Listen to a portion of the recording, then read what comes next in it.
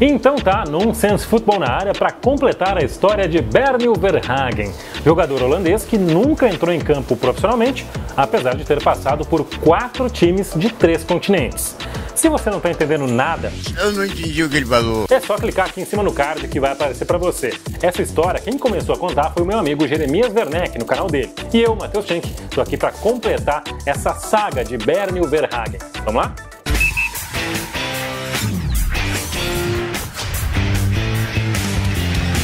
Depois de enganar Dinamo Alto, Cape Town e ainda o Audax italiano, o Verhagen conseguiu uma última boquinha na equipe do Viborg da Dinamarca. Ele chegou à Dinamarca acompanhado da namorada, a jovem chilena Nayaret Mussi, de 21 anos, que conheceu no mês que ficou no Audax.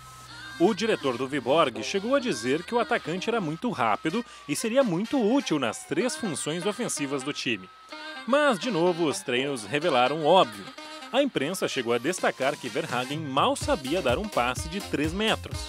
Por lá, ele disse que era agenciado pelo Stellar Group, um dos grupos mais famosos de agenciamento de jogadores mundo afora. Por exemplo, tem o Gareth Bale, o Saul Niguez, entre outros. Então, os clubes meio que eram, entre aspas, obrigados a manter o Verhagen no elenco até que essa negociação milionária fosse concluída. Tanto na Dinamarca quanto no Chile, os dirigentes dos clubes receberam ligações de um homem que se dizia ser Mo Sinu, um cara que era representante do Stellar Group e que tinha propostas para vender o Verhagen para o futebol chinês. Em apenas 21 dias, o sonho acabou.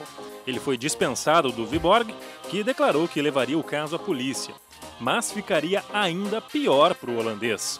A namorada dele o acusou de sequestro. Em uma postagem no Instagram, Nayaret disse que o jogador havia lhe sequestrado na Dinamarca, batido nela e cuspido em seu rosto, e que não a deixaria voltar ao Chile. Ela apagou o post depois. Pouco antes do Natal, Verhagen foi flagrado por câmeras de segurança agredindo e roubando a namorada. Ele foi preso, acusado de estupro, roubo, falsificação, fraude e fuga da polícia. Sim, fuga da polícia. Em um período de 12 horas, ele escapou e foi considerado fugitivo. Mas você pode imaginar que essa história do Verhagen de enganar clubes de futebol não é exatamente inovadora. E de fato não é. Nos anos 80, no Rio de Janeiro, um certo Carlos Kaiser ficou famoso por enganar vários times de futebol, incluindo aí os 4 principais do Rio de Janeiro. Conhece essa história? Carlos Henrique Raposo, conhecido como Carlos Kaiser, podia não ser profissional da bola, mas era profissional da lábia e da malandragem. Kaiser sempre teve facilidade para fazer amizades importantes no mundo do futebol. A lista é longa, de Ricardo Rocha a Renato Gaúcho, passando por Carlos Alberto Torres e Edmundo. Quem tá aqui é Renato Portaluppi. Tá com essa bola toda? O importante é você estar de bem com a vida, né? Eu praticamente começava a frequentar o Rio de Janeiro em 83. Foi mais ou menos nessa época que eu conheci essa lenda. Ele tinha muita semelhança comigo. E depois que a gente se conheceu, nunca mais larguei essa figura. Eu tive alguns problemas por causa dele, inclusive. Barrado numa boate por causa dele. Quando eu cheguei, o cara falou assim, não, o Renato já tá lá dentro. É um mini clone meu, né? A estratégia do atacante era bem elaborada. Primeiro, o contrato era curto, de uns 3 meses. Mas ele recebia as luvas pela contratação, ou seja, um adiantamento considerável. Eu não precisava nem fazer teste, eu tinha pinta de craque. Eu já começava a fazer 2, 3 embaixadas assim, o treinador já chegava e falava assim, ó, trata. Ele tinha pinta de jogador com 1,86 m. Primeiro, alegava que estava fora de forma. Isso já garantiu umas 2 semanas só correndo. Quando vinha a bola, o plano avançava. A bola estava no meio, ele ia para a defesa, a bola estava na defesa, ele ia para o ataque. Ele estava sempre dando um miguezinho. Esse negócio das contusões dele era impressionante. Ele fingia uma lesão e ficava algumas boas semanas no departamento médico. Mas eu disse que ele tinha bons contatos, né? E de fato tinha. Eu mandava uma bola, eu errava a bola, aí toda vez, dor na posterior, e quando os caras apertavam, tinha um amigo meu que era médico, era dentista, e me dava um atestado que eu tinha foco dentário. Aí era minha palavra contra os médicos, aí não jogava. Mas como enganar tantos clubes por tanto tempo? Bom, o Kaiser tinha muitos amigos boleiros. Tanto que várias e repetidas vezes a estratégia foi a seguinte. Na concentração da equipe, no hotel, o Kaiser alugava um apartamento próximo, digamos assim, alguns quartos, dias antes da concentração do time. Ou seja, ele ia lá no hotel, alugava alguns quartos próximos de onde ficaria a delegação do seu time e durante as noites levava um grupo de umas 10 mulheres para esse local. Você imagina o que podia acontecer, né? Bastava simplesmente descer algumas escadas para os jogadores ficarem na maior gandaia possível. Até a imprensa ajudava. Um jornal do Rio uma vez chegou a dizer que Carlos Kaiser era o novo rei do Bangu. No fim das contas, foram 26 anos assim. No Botafogo, fingia negociar contratos milionários. Toda hora eu botava meu celular para tocar. Não tô afim, não quero, tô bem aqui, acho que eu vou ficar por aqui mesmo. Você fingia que tava falando com alguém? Com alguém, porque outros clubes interessados, né? Vieram na época até no celular de brinquedo. Aí nasce que eu fui tomar banho, Ronaldo Torres vai e vê que o telefone era de brinquedo, né? E fala pro time todo, aí ali acabou, né? Eu fingia falar inglês, falar tudo errado. Aí um dia eu descobri que ele não falava com ninguém. Aí eu falei, pô, você tá falando com quem? E eu fiquei por trás dele, ele falando por trás pra ouvir, mas não falava com ninguém. Ele ficava quietinho assim, olhando assim. Jogos oficiais, no Brasil, quase nenhum. Comprava a camisa do Fluminense e levava pro shopping e dava pras meninas, pra dizer que jogava no Fluminense. Aí lá, gente boa, era um 7-1, um 7-1 não, era 342. Mas no exterior, uns 20 a 30. Sim, exterior. É agora que vem a revelação.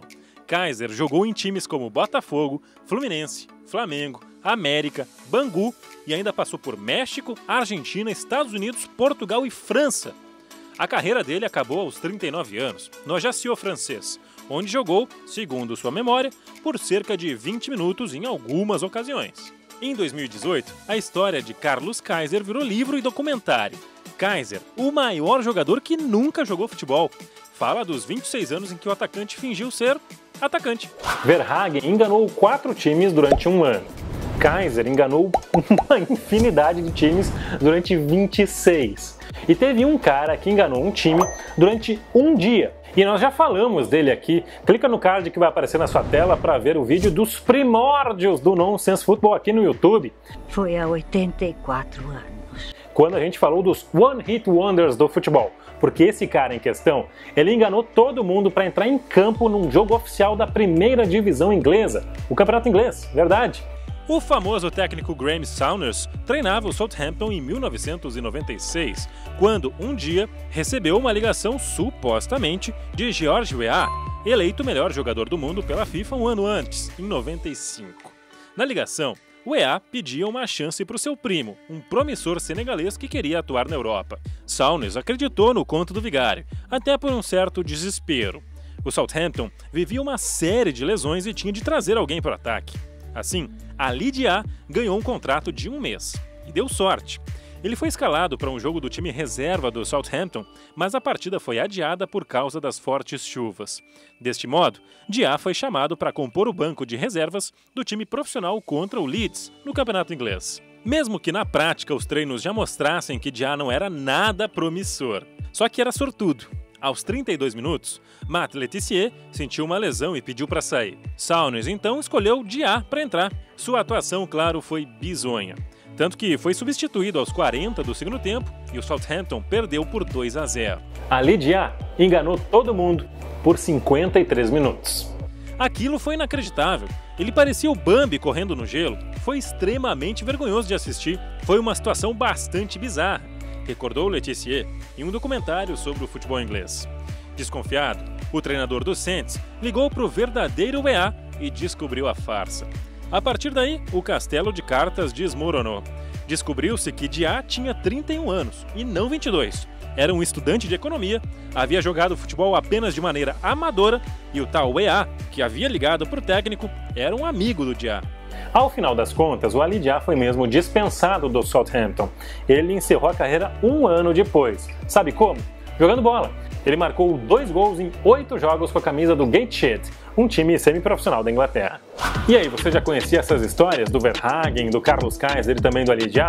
Conhece outras histórias nesse mesmo sentido de caras que enganaram clubes de futebol dizendo serem jogadores profissionais? Deixa aqui embaixo nos comentários, aproveita e já te inscreve no canal nesse botãozinho vermelho aqui da esquerda. Então aproveita aí, comenta aqui embaixo, deixa teu like, te inscreve no canal para ver mais vídeos.